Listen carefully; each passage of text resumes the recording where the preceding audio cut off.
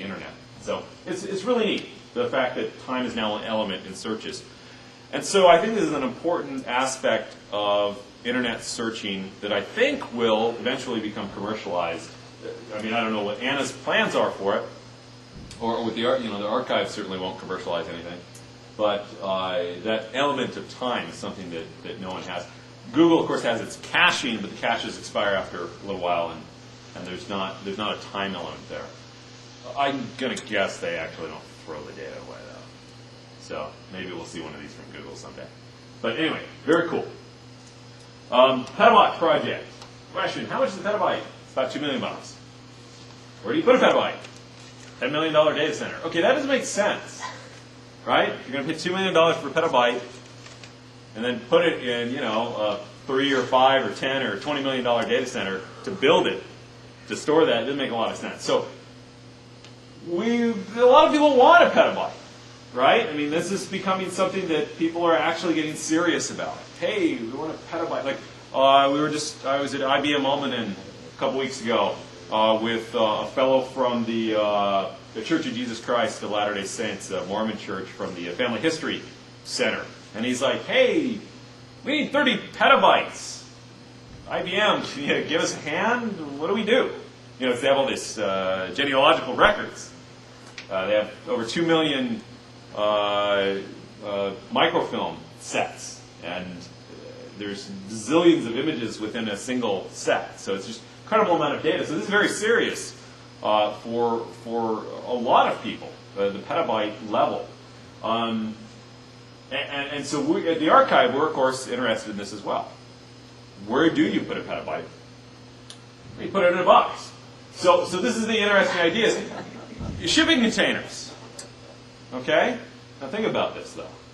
I mean, a shipping container, and then we got there's pretty high throughput if you do the math there. But you get a shipping container, right? It's about 8 feet wide, about 40 feet long. You can pack it full of racks, one on one side, one on the other. Each rack, you can fit about, I don't know, depends on how big. We've looked at several different prototypes. Low power, like VIA motherboards with a couple 250 gig drives. And you can put them kind of side by side, kind of hanging on some shelves. You can fit, anyway, we figure you can fit, maybe 60 terabytes per rack. You can fit about 8 racks down the length of it. Anyway, you do the math, you get a petabyte. And then the idea is, well, okay, you got to cool it. That's the big problem, it turns out, with data centers, is keeping them cool. You can hang some Liebert 5-ton coolers on the side of it, just cut some holes in it. When you're done with, when you want to pack it up and ship it, you take the Lieberts off, and you just put them in the center row. Anyway, it's an interesting idea. So so this costs $5,000, right? I mean, a shipping container, right? It's not that much money. The AC units are expensive, but we really think this is how it's going to go, right? So right now, you're a large campus. Say you're a large software company or whatever, and you're like, we're filled up in the data center. What do we do? Well, gee, we better build a new $20 million data center facility. I mean, what a dumb idea. I mean, why don't they just, hey, look, there's a parking lot. Let's just stack some shipping containers up. I mean, so anyway, so this is the idea behind the Petabox. So it's a really neat idea. So Planet10.biz, Planet 10 is a small startup that's looking into exploring these options. They're working with IBM Almaden. Very interesting stuff. Very interesting stuff. Let me talk about data centers. Data center stuff. I think we're doing okay. It's 20 after 8. So, data center. So this is what I've been doing recently. So here's some facts. Power and AC costs about $8 per machine per month. So if you have a machine on at home, well, you're probably not cooling it with AC, but it's probably costing. Actually, residential power is a little more expensive than commercial power per kilowatt hour. But you're probably spending about $10 a month. So if you have a stack of 50 machines, then, well, because it's expensive. Okay. So 20 tons of AC. They come in 5-ton units, 10-ton units, 20-ton units. 20 tons of AC cools about 70,000 kilowatts. or 70 kilowatts, excuse me. That's about 400 machines. Okay. A 1 terabyte node runs at about 180 watts. Okay. So these are just things that are really important to us when we're building a data center to hold 1,200 machines, right? You have to worry about a lot of stuff, okay? And it mostly has to do with power and cooling. And also storage is about $1,500 per terabyte, okay? That's just how much it costs. And that includes the CPU in that. You're assuming these machines run 24/7. Oh, yeah. Yeah. So you have two costs. You have the initial equipment cost Well, and yeah. the operating cost. Yeah, these operating costs are the operating costs up front's tough because I mean like the AC units, that's expensive. These 20-ton AC machines are huge. They're like Volkswagens, you know. And they cost a lot to even get up and run. You got to pay someone 10 grand to even turn them on. I mean, it's very expensive stuff. That's big business. And so that's a really tough part about data centers and keeping things. And if you don't keep it cool, you lose data. And also, there's electricity, power required to make the cooling units work. So they suck up a ton of power. Power is really expensive, and a lot of buildings aren't equipped to have that much power. The new data center we moved into has 8,000 amps of power. It's a lot. It's crazy. It's just you go into this room and there's just you can feel the vibes.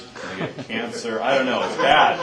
And our data center's in this floor below it, and so we pipe 800 amps into it to power ourselves. And I learned a lot about. I mean, I'm a software engineer. Learning about three-phase power. Right. Yeah, whatever. So I had to learn about all that stuff. Get the Excel spreadsheet out, and, you know. Okay, so, this is the most important thing, is we're going to run out of cooling and power before anything else. Space is not a big deal. People optimize for, you got these blade servers. Sorry. Total waste of time, in my opinion. But, because people are like, oh, yeah, during the big .com boom, they're like, okay, let's get it to 2U and then 1U and then we'll make blades. Because the thing is, back then it was like $1,200 a rack. And if you had 10 racks, 20 racks, it's like, oh, gee, it's $20,000, $30,000 a month. Holy cow, it's expensive. Let's fit more CPUs in a rack. But the expensive part is, the $1,200 a rack that the big colos were charging is a reflection of the 20 amp circuit that they give you and the AC associated with that. So if you cram more CPUs in there, they're going to have to give you another 20 amp circuit and more AC, and they're going to charge you $2,400 a rack then if you double the density. So all these people are trying to make things more and more dense. I guess there's probably some good reason for it, maybe, but the kind of obvious reason of, oh yeah, you can fit more in a smaller space, who cares? Real estate's cheap. Well, especially nowadays. All these empty buildings everywhere. It got cheaper in the last year, so yeah. Sure, yeah, that's fun stuff. Plus, the semiconductor guys can make it go less power when it gets smaller. Yeah, now, right now we got a lot of low power stuff going on, like the mobile computers have pushed a lot of that, the PDAs have pushed a lot of that. So what we're looking at the archive is CPUs, 1 gigahertz CPUs that'll do about 20 watts. Okay, right now our 1.7 gigahertz do about 80 watts. It's a big difference. That means for our data center, when we fill up our 1,000 square feet full of machines, it's the difference between having 2,000 machines in there and 800. And that means the lifetime of that data center expands from a year to 3 years. That's all because of the power. So that's what we have to optimize for is you got to keep these things cold. Well, just not really hot, I guess, right? So anyway, so that's an interesting fact. So yes. So are you using EPI motherboards? EPI chips? We're for our current generation machine. We're not. We're shooting for Q1 of 2004 to be using a low power device like that. We're pretty careful about switching platforms. That's absolutely where we need to be very soon. because we're growing 40 terabytes a month. It's not like we can take a lot of time because before we know it, it's going to be filled up with hot machines, and well, that's no good. So here's some interesting observations. These aren't facts. These are just sort of what we think. Okay, so I already said this. I said, hey, they're expensive, not very compelling. Actually, Scale 8, a company I founded a few years back, they had several hundred terabytes, and they were all rack mount. So it's not like rack mounts are cool and all, and they're useful, but they're really not compelling economically. They're just a little easier to deal with, and they're prettier. Little earthquake safe. You don't have to get out the Velcro straps, like you do with the non-rack mount machines. But they're not terribly compelling. They're just a lot more expensive, just the form factor. Okay, yeah, heat power and big data center problems. Those are the big enemies. RAID's really bad for large storage systems. I couldn't put this any more, in a more articulate format, except for just saying it's not good.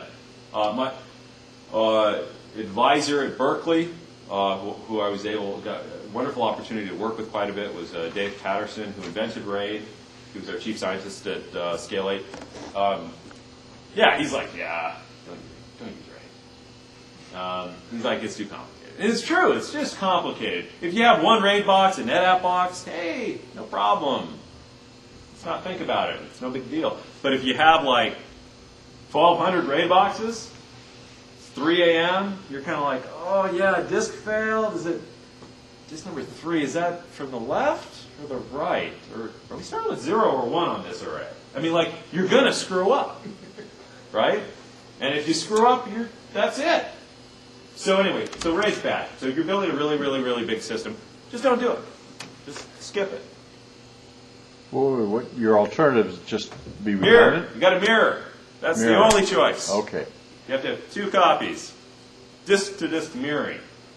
If you just, I don't know, I could stand on a soapbox for a while and talk about that. But Scale 8, we had millions and millions and millions and millions of files from Microsoft and Viacom and lots of big companies with lots of lawyers. And it was important for us not to lose any data. And we didn't lose any data. That's because we had full geographic mirroring. We had lots of disks die. Disks die all the time. But unless you mirror it, you're going to lose data. It's just simple as that. So, simplicity is a prerequisite for reliability. Dijkstra, that's just like my big thing. If I was into tattoos, I'd have that. But, okay. So, I think, here we go. This is a quick lesson on heat in data centers.